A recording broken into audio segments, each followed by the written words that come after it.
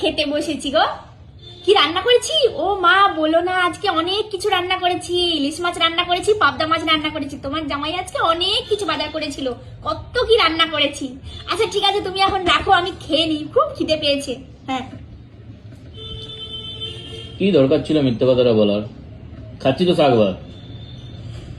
কিছু মিথ্যে মিথ্যে নয় গো, সেটা সত্যির থেকেও বেশি বড় জায়গা রাখে। মানে?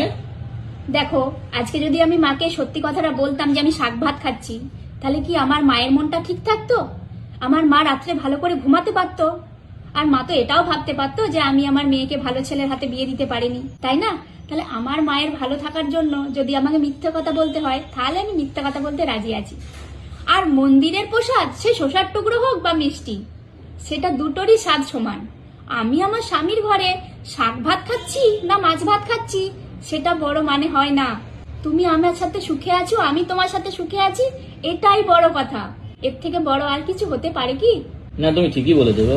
तुझ में रब दिखता है यारा, मैं क्या करूं।